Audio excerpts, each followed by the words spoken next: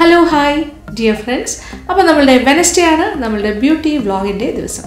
ഇന്ന് ഞാനൊരു ഡെമോ അല്ല ചെയ്യുന്നത്, അതിന് പകരം നമ്മളുടെ ഒരു ഹെൽത്തി ആയിട്ടുള്ളൊരു കാര്യം ഞാൻ പറഞ്ഞു തരാൻ പോവാണ്. എങ്ങനെയാണ് പെട്ടെന്ന് വണ്ണം കുറയ്ക്കുന്നത്. പെട്ടെന്നെന്ന് പറയുമ്പോൾ ഒരു മാസമെങ്കിലും കൊണ്ട് നല്ലൊരു മാറ്റം, ശരീരത്തിൻ്റെ വെയിറ്റ് കുറയാനും കാഴ്ചയിൽ തന്നെ നമ്മളെ വണ്ണം കുറഞ്ഞു എന്നെല്ലാവരും പറയുന്ന രീതിയിലുള്ളൊരു മാറ്റം. അതിന് എന്തൊക്കെ ചെയ്യണം? അതിന് പ്രധാനമായിട്ട് 5 കാര്യങ്ങളാണ് ഞാൻ പറഞ്ഞു തരാൻ പോകുന്നത്. ഈ 5 കാര്യങ്ങളിൽ ഏറ്റവും പരമപ്രധാനമായൊരു കാര്യം പറയട്ടെ. അതായത് നമ്മുടെ ഭക്ഷണക്രമത്തിൻ്റെ ഒരു രീതിയാണ് ടൈമിങ്. രാവിലെ നമുക്കൊരു 8 മണിക്ക് നമ്മുടെ ഭക്ഷണം കഴിച്ച് തുടങ്ങിയാലും 7 മണിക്ക് കഴിച്ച് തുടങ്ങിയാലും എത്ര മണിക്കോ ആയിക്കോട്ടെ, 9 മണിക്കാണ് തുടങ്ങുന്നതെങ്കിലും അവസാനിപ്പിക്കുന്നതിന് ഒരു ടൈം വയ്ക്കുക. അതായത് രാത്രി 6:30 മണി, അതായത് ഈവനിങ് ഒരു 6:30 തൊട്ട് പിന്നീട് അങ്ങോട്ടുള്ള സമയം ഭക്ഷണം ഒന്നും കഴിക്കരുത്. വെള്ളം മാത്രം കുടിക്കുക. വിശക്കുന്നു എന്ന് തോന്നുമ്പോൾ വെള്ളം കുടിക്കുക. ഓക്കെ.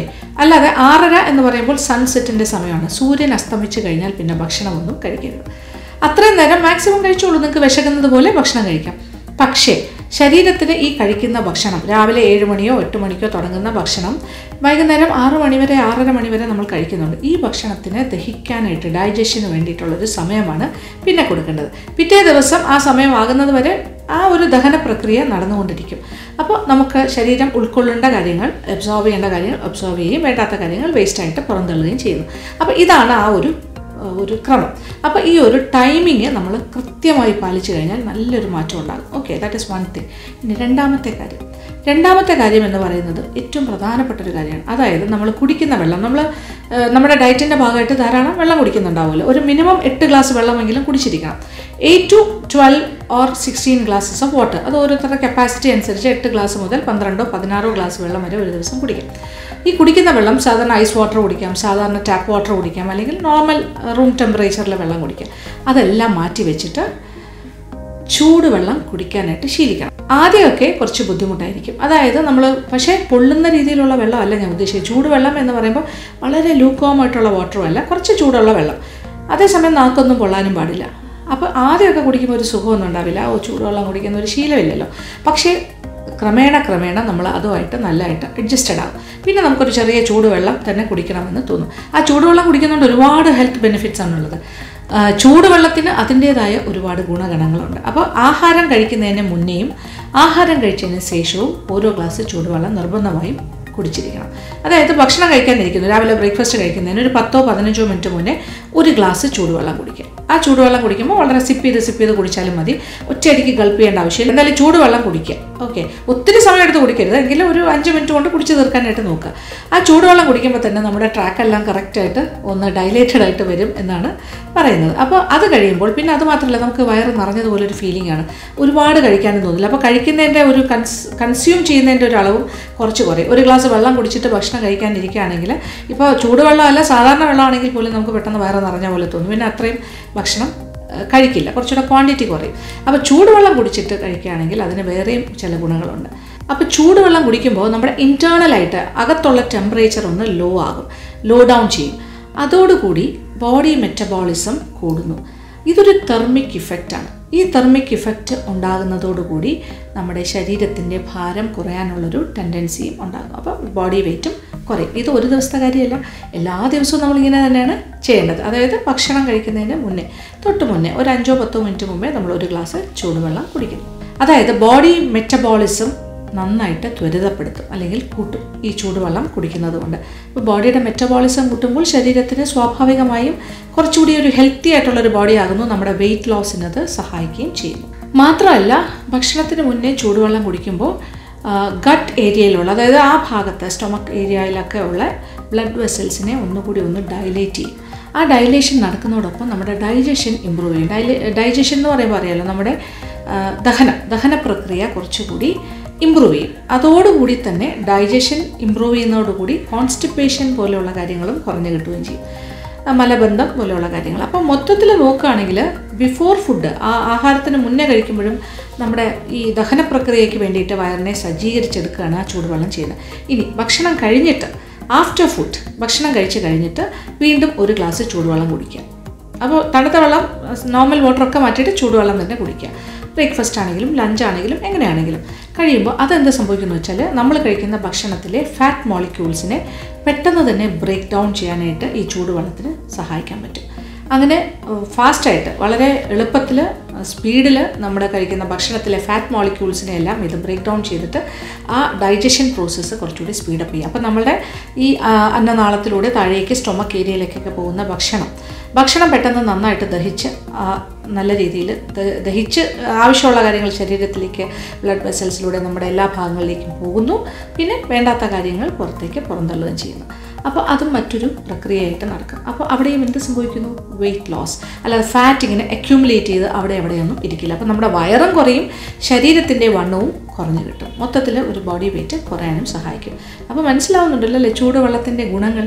അപ്പോൾ ചൂടുവെള്ളം കുടിക്കുന്നതുകൊണ്ട് ഒരുപാട് ഗുണമാണ്. അപ്പോൾ വെറും വയറ്റിൽ ഞാൻ ലൂക്ക് വാം വാട്ടറിൽ ജീരക വെള്ളത്തിൽ നാരങ്ങ നീരൊഴിച്ച് കുടിക്കാൻ പറയുന്നത് അത് സ്റ്റാർട്ടിംഗ് ആണ്, രാവിലെ ആദ്യത്തെ ഭക്ഷണമായിട്ട്.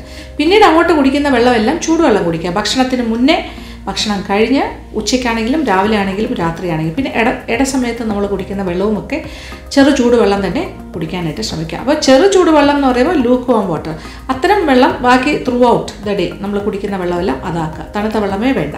പക്ഷേ ഈ ഭക്ഷണത്തിന് മുന്നേയും അത് കഴിഞ്ഞുമുള്ള ഓരോ ഗ്ലാസ് വെള്ളം ചൂടുവെള്ളം തന്നെ കുടിക്കുക. പൊള്ളുന്ന ചൂടല്ല, പൊള്ളാത്ത രീതിയിലുള്ള ചൂട്, പക്ഷേ ചൂടുവെള്ളമായിരിക്കണം. ഓക്കെ. അപ്പോൾ അങ്ങനെ നമ്മളുടെ ചൂടുവെള്ളം നമ്മുടെ സർക്കുലേറ്ററി സിസ്റ്റത്തിനെ തന്നെ ഇമ്പ്രൂവ് ചെയ്യുന്നു. ഇതുകൂടാതെ ശരീരത്തിലെ ടോക്സിൻസ്, അതായത് വിഷാംശമുള്ള കാര്യങ്ങളെല്ലാം ശരീരത്തിൽ നിന്നും പുറന്തള്ളുന്നു. അങ്ങനെ ഒരുപാട് ഗുണങ്ങൾ നമ്മുടെ ഹോട്ട് വാട്ടർ ട്രീറ്റ്മെൻറ്റിന് ഉണ്ട്. അപ്പോൾ നമ്മളുടെ ഡയറ്റിൻ്റെ കാര്യങ്ങൾ ഞാൻ പറയുകയാണ്. ആ ഡയറ്റിൽ പ്രധാനമായിട്ട് ചൂടുവെള്ളം തന്നെ കുടിക്കാനായിട്ട് ശ്രമിക്കുക. നമ്മളുടെ ത്രൂ ഔട്ട് ദ ഡേ 8 മുതൽ 12 ഗ്ലാസ് വെള്ളം മിനിമം കുടിച്ചിരിക്കണം. ആ കുടിക്കുന്നതിൽ പ്രധാന ഭക്ഷണത്തിൻ്റെ കൂടെ തൊട്ട് മുന്നേയും അത് കഴിഞ്ഞും ഓരോ ഗ്ലാസ് ചൂടുവെള്ളം, ബാക്കി സമയം കുടിക്കുന്നതൊക്കെ ചെറു ചൂടുവെള്ളം കുടിച്ചാലും മതിയാകും. ഇനി മൂന്നാമത് ഞാൻ പറയാൻ പോകുന്ന ഒരു ഇമ്പോർട്ടൻറ്റ് പോയിൻറ്റ് വണ്ണം കുറയ്ക്കാനായിട്ട്, നമ്മളുടെ ഡയറ്റിൽ പഞ്ചസാര എന്ന് പറയുന്ന ആ ഒരു സംഭവം, അതായത് മധുരം കംപ്ലീറ്റ്ലി കട്ട് ചെയ്യുക. അപ്പോൾ വൈറ്റ് ആയിട്ടുള്ള കാര്യങ്ങൾ, വൈറ്റ് ഷുഗർ എന്ന് പറയുന്ന കാര്യം കട്ട് ചെയ്യുക. അപ്പോൾ മധുരം വേണ്ട, ഒരു മധുര പലഹാരവും കഴിക്കേണ്ട. ഇനി അഥവാ മധുരം കഴിക്കണം എന്നുണ്ടെങ്കിൽ കരിപ്പട്ടി കഴിക്കാം. കരിപ്പട്ടി എന്ന് പറയുമ്പോൾ പാം ഷുഗർ, അത് ചെറുപ്പോൾ ചായയിൽ പഞ്ചസാര വേണം നിർബന്ധമാണെങ്കിൽ പാം ഷുഗർ ഇട്ട് കഴിക്കുക. പലഹാരങ്ങളിലെല്ലാം പാം ഷുഗർ ഉപയോഗിച്ചിട്ട് കഴിക്കുക. അപ്പോൾ ഈ പഞ്ചസാരയ്ക്ക് പകരം സബ്സ്റ്റിറ്റ്യൂട്ടായിട്ട് പാം ഷുഗർ മാക്സിമം ഉപയോഗിക്കുക. അല്ലാണ്ട് പഞ്ചസാര എന്നുള്ള കാര്യം ഒഴിവാക്കുക. അപ്പോൾ ഈ പഞ്ചസാര കുറയ്ക്കുന്നതുകൊണ്ടുള്ള ഗുണം എന്ന് വെച്ചാൽ ഇത് റിഫൈൻഡ് ഷുഗറാണ് നമ്മൾ സാധാരണയായിട്ട് ഉപയോഗിക്കുന്നത്, അല്ലെ ഒരുപാട് റിഫൈൻ ചെയ്തെടുക്കുന്ന വൈറ്റ് കളറിലെ ഷുഗർ. അതുകൊണ്ടാണ് ഞാൻ പാം ഷുഗറൊക്കെ കഴിച്ചോളൂ എന്ന് പറയുന്നത്. അപ്പോൾ ഷുഗർ കട്ടിങ്ങോടുകൂടി ഒരുപാട് കലോറീസ് നമ്മൾ കട്ട് ചെയ്യുകയാണെന്ന് തന്നെ പറയാം. അപ്പോൾ വെറുതെ പഞ്ചസാരയായിട്ട് കഴിക്കാണ്ട് നമ്മളിപ്പോൾ കഴിക്കണം എന്നുണ്ടെങ്കിൽ ഈ പറഞ്ഞ പോലെ നമ്മളെന്താണ് പാം ഷുഗർ കരിപ്പട്ടി കഴിച്ചാൽ വലിയ കുഴപ്പമില്ല. പിന്നെ അത് കഴിഞ്ഞിട്ട് പിന്നെ ഈ കടയിൽ നിന്ന് വാങ്ങുന്ന ജ്യൂസുകൾ, കുപ്പിയിൽ കിട്ടുന്ന പല ടൈപ്പ് ഓഫ് ഏറിയേറ്റഡ് ഡ്രിങ്ക്സ്, അതിൻ്റെയൊക്കെ ഉപയോഗം കുറച്ചുകൊണ്ട് വരിക. ഇത്തരം കാര്യങ്ങളൊക്കെ ചെയ്ത് കഴിഞ്ഞാൽ ഷുഗർ ഇൻടേക്ക് നന്നായിട്ട് കുറയും. അപ്പോൾ ഷുഗർ ഇൻടേക്ക് എല്ലാം കുറയുമ്പോൾ തന്നെ ബോഡി വെയിറ്റ് കുറഞ്ഞുകൊണ്ട് വരും. അപ്പോൾ നമ്മൾ നാച്ചുറലായിട്ട് നമുക്ക് ശരീരത്തിന് ആവശ്യമുള്ള ഷുഗർ എന്ന് പറഞ്ഞാൽ എന്താ പറയുക, നമുക്ക് നാച്ചുറൽ ഫ്രൂട്ട്സിൽ നിന്നൊക്കെ കിട്ടും. നമ്മൾ കഴിക്കുന്ന ഭക്ഷണം പലതരം ഫ്രൂട്ട്സിൽ നിന്നൊക്കെ ധാരാളമായിട്ട് നമുക്ക് ഷുഗർ കിട്ടുന്നുണ്ട്. പഴമാണെങ്കിലും അല്ലെങ്കിൽ മറ്റ് ഫ്രൂട്ട്സ്, ഇപ്പോൾ ഏത് കാര്യം കഴിച്ചാലും നാച്ചുറൽ ഷുഗർ കിട്ടുന്നുണ്ട്. അല്ലാണ്ട് നമ്മൾ ഈ റിഫൈൻഡ് ഷുഗറുള്ള കഴിക്കൽ കുറയ്ക്കുക, കംപ്ലീറ്റ് ആയിട്ട് നിർത്താൻ പറ്റിയാൽ അത്രയും നല്ലത്. അപ്പോൾ നമ്മുടെ ശരീരവണ്ണം കുറയുക, ഫാറ്റ് കുറയുക എന്നൊക്കെ പറയുമ്പോൾ ശരിക്കും പറഞ്ഞാൽ നമ്മുടെ വേസ്റ്റ് ലൈൻ, വയറിൻ്റെ ചുറ്റുമുള്ള ഫാറ്റ്, പിന്നെ തുടകളിലുള്ള ഫാറ്റ്, ഇങ്ങനെ ഓരോ ഭാഗങ്ങളിലായിട്ട് കുറഞ്ഞ് വന്നിട്ട് ബോഡി ഫാറ്റ് കുറയും. ഇൻറ്റേർണൽ ഓർഗാൻസിന് ചുറ്റും അടിഞ്ഞുകൂടിയിരിക്കുന്ന ഫാറ്റും ഒക്കെ കുറഞ്ഞു വരും. അപ്പോൾ അതാണ് അടുത്ത പോയിന്റ് എനിക്ക് പറയാനുള്ളത്. ഫാറ്റ്, നമ്മുടെ ശരീരത്തിൻ്റെ വണ്ണം കുറയ്ക്കാനായിട്ട് ഷുഗർ കഴിക്കുന്നത് കുറയ്ക്കുക. നമ്മുടെ ഡയറ്റിൽ നിന്നും പൂർണ്ണമായി ഒഴിവാക്കിയാൽ അത്രയും നല്ലത്. ഡയറക്റ്റ് ഷുഗർ, പഞ്ചസാര. പിന്നെ അടുത്ത പ്രധാന കാര്യം എന്ന് പറയുന്ന നാലാമത്തെ ഒരു പോയിന്റ് എന്ന് പറഞ്ഞാൽ, അതായത് കാർബോഹൈഡ്രേറ്റ്സ് കുറച്ചുകൊണ്ട് വരിക. കാർബോഹൈഡ്രേറ്റ്സ് എന്ന് പറഞ്ഞാൽ എന്താണ്? കാർബോഹൈഡ്രേറ്റ്സ് കിട്ടുന്ന ഭക്ഷണം, അതായത് അത്തരം സ്റ്റാർച്ചി ആയിട്ടുള്ള ഭക്ഷണങ്ങൾ. അപ്പോൾ റൈസ്, അങ്ങനത്തെ കാര്യങ്ങൾ. അപ്പോൾ പോളിഷ്ഡ് ആയിട്ടുള്ള റൈസ് കഴിക്കുകയാണെങ്കിലും പോളിഷ്ഡ് ആയിട്ടുള്ള റൈസ് കഴിക്കാതെ തവിടുള്ള ഭക്ഷണം കഴിക്കുക. ഫൈബർ ധാരാളം അടങ്ങിയിരിക്കുന്ന ഭക്ഷണം കഴിക്കുക. തവിട് കൂടിയ പോളിഷ് ചെയ്യാതെ വരുന്ന ചമ്പാവരി ചോറൊക്കെ നല്ലതാണ്. കുത്തിരിച്ചോറ്, ചമ്പാവരിച്ചോറ്, അങ്ങനത്തെ കാര്യങ്ങൾ. ഗോതമ്പാണെങ്കിലും റിഫൈൻഡ് വീറ്റ് അല്ലാണ്ട് നമ്മൾ ഗോതമ്പ് വാങ്ങിച്ച് ഉണക്കി പൊടിച്ചെടുക്കുന്നത് വളരെ നല്ലതായിരിക്കും. അപ്പോൾ അത്തരം കാര്യങ്ങൾ. പിന്നെ ധാരാളം ധാന്യങ്ങളൊക്കെ നമുക്ക് കഴിക്കാം. ധാന്യങ്ങൾ പ്രോട്ടീൻ ഫുൾ ഓഫ്. അപ്പോൾ കാർബോഹൈഡ്രേറ്റ്സ് കുറയ്ക്കുക. ഇപ്പോൾ ഉരുളക്കിഴങ്ങ് പോലെയുള്ള കാര്യങ്ങളൊക്കെ ഒന്ന് കുറച്ചുകൊണ്ട് വരിക. ചോറ് കുറയ്ക്കുക, അങ്ങനത്തെ കാര്യം. അപ്പോൾ നമ്മളുടെ ഉച്ചയ്ക്കുള്ള ഡയറ്റ് പ്ലാനിൽ ഉച്ചയ്ക്ക് ഭക്ഷണം കഴിക്കുമ്പോൾ ഒരു പ്ലേറ്റിൽ ചോറ് വളരെ കുറച്ചും, അതായത് ഒരു 1/4 ഭാഗം ചോറും ബാക്കി ഭാഗം മുഴുവൻ പച്ചക്കറികളും ധാന്യങ്ങളും കൊണ്ട് നിറയ്ക്കുക. അപ്പോൾ പയറുവർഗ്ഗങ്ങൾ, കടല മുതലായ കാര്യങ്ങൾ എന്ത് വേണമെങ്കിലും ധാരാളം കഴിക്കാം. അതേസമയം വെജിറ്റബിൾസ്, ലീഫി വെജിറ്റബിൾസ്, അല്ലാത്ത പല കളറിലെ വെജിറ്റബിൾസ്, നാടൻ വെജിറ്റബിൾസ്, വാഴപ്പിണ്ടിയൊക്കെ പോലുള്ള ഫൈബ്രസ് ആയിട്ടുള്ള കാര്യങ്ങളെല്ലാം ധാരാളം കൂട്ടിയിട്ട്, പിന്നെ മത്സ്യമാംസങ്ങൾ കഴിക്കുന്നവരാണെങ്കിൽ റെഡ് മീറ്റ് ഒഴിവാക്കിയിട്ട് അല്ലാത്ത മീറ്റ്, ഫിഷ് ഏറ്റവും കൂടുതൽ അതൊക്കെ കഴിക്കാം. ഓക്കെ, അല്ലാണ്ട് കംപ്ലീറ്റ്ലി ഫാറ്റ് കട്ട് ചെയ്യണമെന്നോ ഓയിൽ കട്ട് ചെയ്യണമെന്നോ ഒന്നും ഞാൻ പറയില്ല. നമ്മൾ കാർബോഹൈഡ്രേറ്റ്സ് അപ്പോൾ ഒരു പ്ലേറ്റ് എടുക്കുമ്പോൾ അതിൻ്റെ ഒരു 1/4 മാത്രം ചോറ് അല്ലെങ്കിൽ അങ്ങനത്തെ കാര്യങ്ങൾ വയ്ക്കുക. ബാക്കി ഭാഗങ്ങൾ മുഴുവൻ കൂടുതലായിട്ടും പച്ചക്കറികളും, മീൻ കഴിക്കുന്നവരാണെങ്കിൽ മീൻ, അങ്ങനത്തെ കാര്യങ്ങൾ, ധാന്യങ്ങൾ ഒക്കെ കൊണ്ട് നിറയ്ക്കുക. പല ടൈപ്പ് ഓഫ് പയർ, അങ്ങനത്തെ കാര്യങ്ങൾ. ഓക്കെ, അപ്പോൾ അതായിരിക്കണം നമ്മുടെ ഒരു മെയിൻ ആയിട്ടുള്ള ഡയറ്റ്. ഹെവി ആയിട്ട് കഴിക്കുമ്പോൾ അത് കഴിക്കുക. അപ്പോൾ കാർബോഹൈഡ്രേറ്റ്സ് കട്ട് ചെയ്യുക, കൂടുതലും പ്രോട്ടീൻസും leafy vegetables and other vegetables കഴിക്കാനായിട്ട് ശ്രമിക്കുക. പിന്നെ നമ്മുടെ ഡയറ്റിൻ്റെ ഭാഗമായിട്ട് മുട്ട എന്തായാലും നമ്മൾ ഉൾക്കൊള്ളിക്കണം എന്ന് ഞാൻ ഓൾറെഡി പറഞ്ഞിട്ടുണ്ട്. അപ്പോൾ അങ്ങനത്തെ ഹെൽത്തി ആയിട്ടുള്ളൊരു ഡയറ്റ് പ്ലാൻ ഉണ്ടാക്കിയെടുക്കുക. അപ്പോൾ 4 പ്രധാന കാര്യങ്ങൾ ഞാൻ പറഞ്ഞു കഴിഞ്ഞു. ഈ കാര്യങ്ങളെല്ലാം കണ്ടിന്യൂസ് ആയിട്ട് ചെയ്തുകൊണ്ടിരിക്കുക. മാറ്റങ്ങൾ വരും, നിശ്ചയമായും മാറ്റങ്ങൾ വരും. ഇനി 5ാമത്തെ ഒരു പോയിന്റ് കൂടി പറഞ്ഞിട്ട് ഞാൻ അവസാനിപ്പിക്കാം. ഈ 5ാമത്തെ പോയിന്റ് എന്ന് പറഞ്ഞാൽ ഒരു എക്സസൈസാണ്. ഇതെല്ലാം ചെയ്തിട്ട് നമ്മളൊരു സെഡൻറ്ററി ആയിട്ടുള്ളൊരു ലൈഫ് സ്റ്റൈലിൽ നിന്നും മാറി ചിന്തിക്കണം. അതായത് വെറുതെ നമ്മൾ കാലുമേ കാലും കയറ്റിയിരുന്നു, അല്ലെങ്കിൽ കാലും നീട്ടി വെച്ച് ടി വിയും കണ്ട് ഇരിക്കാതെ, അല്ലെങ്കിൽ ഒരു കൗച്ച് പൊട്ടറ്റോ പോലെ ഒരു ബാസ്ക്കറ്റിനകത്ത് ഇരിക്കാണ്ട് നമ്മൾ എന്താ ചെയ്യേണ്ടത്? Minimum exercises. ഭയങ്കരമായിട്ട് നമ്മൾ എന്താ പറയുക, ജിമ്മിലൊക്കെ പോയി എക്സസൈസ് ചെയ്യണമെന്നൊന്നും ഞാൻ പറയില്ല. കാര്യം പല പ്രായക്കാരുടെ ഒരു ഡയറ്റ് പ്ലാനാണ് ഞാൻ പറയുന്നത്, അല്ലെങ്കിൽ പല പ്രായക്കാർക്കുള്ള വണ്ണം കുറയ്ക്കാനുള്ള മെത്തേഡാണ്. എല്ലാവരും ചെറുപ്പക്കാരായിരിക്കണം എന്നില്ല. ഒരു 40 വയസ്സ് കഴിഞ്ഞവരുണ്ടാകാം, 30 വയസ്സ് കഴിഞ്ഞവരുണ്ടാകാം, ശരീരത്തിന് നല്ല ഭാരമുള്ളവരുണ്ടാകാം ഇപ്പോൾ ഈ കേട്ടുകൊണ്ടിരിക്കുന്നവരുടെ കൂട്ടത്തിൽ. അപ്പോൾ എന്താ ചെയ്യേണ്ടത്? പിന്നെ ബോഡി കണ്ടീഷൻസ്, ഹെൽത്ത്, ഒരുപാട് അസുഖങ്ങൾ, മറ്റസുഖങ്ങളൊക്കെ ഉള്ളവരുണ്ടാകാം. അപ്പോൾ അത്തരക്കാരെല്ലാം ആണെങ്കിലും ഞാൻ ഈ പറയുന്ന കാര്യങ്ങളെല്ലാം എല്ലാവർക്കും നല്ലതാണ്. എങ്കിലും നിങ്ങളെല്ലാവരും നിങ്ങളുടെ കൺസേൺഡ് ഡോക്ടേഴ്സിനെയും കൂടി ഒന്ന് കൺസൾട്ട് ചെയ്യണം. കാര്യം വേറെ എന്തെങ്കിലും മെഡിക്കൽ കണ്ടീഷൻസ്, പ്രോബ്ലംസ് ഉള്ളവരാണെങ്കിൽ, നോർമലായിട്ടുള്ളവർക്കാണെങ്കിൽ വേറെ കാര്യങ്ങളൊന്നുമില്ല, ധൈര്യമായിട്ട് മുന്നോട്ട് പോകാം. പിന്നെ ഇനി ചെയ്യേണ്ട എക്സസൈസിൻ്റെ കാര്യം എന്ന് പറയുമ്പോൾ ആ എക്സസൈസ് ഏറ്റവും മിനിമം നടക്കാൻ പോകുക. ഒരു അരമണിക്കൂർ നടക്കാൻ പോവുക. ഓക്കെ, ഓടാൻ പോകാൻ പറ്റിയില്ലെങ്കിൽ നടക്കാൻ പോവുക. അപ്പോൾ ബ്രിസ്ക് വാക്കിങ് പറ്റുന്നവരാണെങ്കിൽ നല്ല ഫാസ്റ്റായിട്ട് ഇങ്ങനെ നടക്കുക. അതല്ലാന്നുണ്ടെങ്കിൽ സാവധാനം നടന്നാലും മതി, ഒരു അരമണിക്കൂർ നടക്കുക. അതൊരു എക്സസൈസ്. പിന്നെ ചെയ്യാൻ പറ്റുന്ന എക്സസൈസസ് എന്ന് പറഞ്ഞാൽ പറ്റുന്നത് പോലെ കുറച്ചുകൂടെ പ്രായം കുറവുള്ളവർക്കാണെങ്കിൽ സ്കിപ്പിംഗ് ഒരു നല്ല എക്സസൈസാണ്. സ്കിപ്പിംഗ് റോപ്പ് വെച്ച് സ്കിപ്പ് ചെയ്യാം. അതല്ലാന്നുണ്ടെങ്കിൽ പിന്നെ ചെയ്യാൻ പറ്റുന്നത്, ചിലർക്കാണെങ്കിൽ ഡാൻസിങ് ഒരു വലിയ എക്സസൈസാണ്. ഡാൻസിങ് ഒരു എക്സസൈസാണ്. ചിലർക്കാണെങ്കിൽ ഒരു യോഗ മാറ്റ് ഇട്ടിട്ട് യോഗ ചെയ്യുന്നത് ഒരു നല്ല എക്സസൈസാണ്. അപ്പോൾ യോഗ ചെയ്യാം. പിന്നെ എന്താ പറയുക, സ്കിപ്പിംഗ് ആകാം. പിന്നെ അത് കഴിഞ്ഞിട്ട് വേറൊരു ചെയ്യാൻ പറ്റുന്ന ഒരു കാര്യം എന്ന് പറയുന്നത് സ്വിമ്മിങ്. നീന്താൻ പോകാൻ പറ്റുന്നവർക്കാണെങ്കിൽ സ്വിമ്മിങ് ഒരു നല്ല എക്സസൈസാണ്. പിന്നെ അതേ സൈക്ലിംഗ് മറ്റൊരു നല്ല എക്സസൈസാണ്. ഇങ്ങനെ ഏത് രീതിയിലുള്ളൊരു എക്സസൈസ്, എയറോബിക്സ് ചെയ്യണമെന്നുണ്ടെങ്കിൽ അങ്ങനെ ചെയ്യാം, സൂംബ ഡാൻസ് ആണെങ്കിൽ അങ്ങനെ ചെയ്യാം.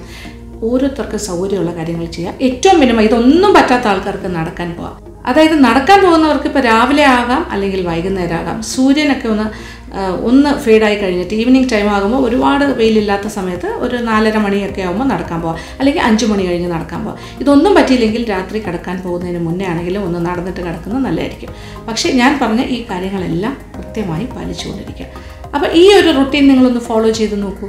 നിങ്ങൾക്ക് ഒരു മാസം കൊണ്ട് എത്ര വണ്ണം കുറയുന്നു, എത്ര വെയിറ്റ് കുറയുന്നു, ഈ കാര്യങ്ങളൊക്കെ എന്നെയും കൂടി ഒന്ന് അറിയിക്കുക. അപ്പോൾ നിങ്ങളുടെ കമൻറ്റ് ബോക്സിൽ വന്നിട്ട് എനിക്കൊരു മറുപടി തരാം. ഓക്കെ, അപ്പോൾ എനിക്ക് സന്തോഷമാകും. അപ്പോൾ ഞാൻ ഈ പറഞ്ഞ കാര്യങ്ങളൊക്കെ പറ്റുന്ന പോലെയൊക്കെ ചെയ്ത് നോക്കുക, നിങ്ങൾക്ക് യൂസ്ഫുൾ ആയിരിക്കും. പിന്നെ എന്നോട് അടുത്തൊരു ചോദ്യം ചോദിക്കാൻ പോകുന്നത്, ഒരുപാട് പേര് ചോദിക്കായിരിക്കും, എന്തുകൊണ്ട് നിങ്ങൾ എന്താ വണ്ണം കുറയ്ക്കാത്തത്? ലക്ഷ്മി ചേച്ചി എന്തുകൊണ്ട് വണ്ണം കുറയ്ക്കുന്നില്ല? എനിക്കിപ്പോൾ പണ്ടത്തേനെക്കാട്ടി വണ്ണം കുറഞ്ഞു എന്ന് എല്ലാവരും പറയുന്നുണ്ട്. പക്ഷേ എനിക്കങ്ങനെ ഭയങ്കരമായിട്ട് വണ്ണം കുറയുന്നത് ഇഷ്ടമില്ലാത്ത ഒരാളാണ്. അതുകൊണ്ടാണ്. പക്ഷേ അത്യാവശ്യം ഹെൽത്തി ആയിട്ടുള്ളൊരു ഡയറ്റാണ് ഞാനും ഫോളോ ചെയ്യുന്നത്. അപ്പോൾ അതുകൊണ്ട് എനിക്ക് വലിയ കുഴപ്പങ്ങളില്ലാതെ ഞാൻ മുന്നോട്ട് പോകുന്നു. അപ്പോൾ എനിക്കറിയുന്ന കാര്യങ്ങളാണ് ഞാൻ നിങ്ങളുമായിട്ട് ഷെയർ ചെയ്യുന്നത്. ഞാൻ എപ്പോഴും പറഞ്ഞു തരുമ്പോൾ ഐഡിയലായിട്ടുള്ള കാര്യങ്ങളായിരിക്കും പറഞ്ഞു തരുന്നത്. ഏറ്റവും പെർഫെക്റ്റായിട്ട് റിസൾട്ട് കിട്ടാനുള്ള കാര്യങ്ങൾ അത് എത്രത്തോളം ഞാൻ പാലിക്കുന്നു എന്നുള്ളതിനപ്പുറത്തേക്ക് നിങ്ങൾക്കത് പാലിക്കാൻ പറ്റുമെങ്കിൽ അത് ഏറ്റവും നല്ലതായിരിക്കും. അതുകൊണ്ടാണ് ഞാൻ പറഞ്ഞു തരുന്നത്. അപ്പോൾ thank you so much. Thank you for watching and keep on watching Lekshmi Nair vlogs.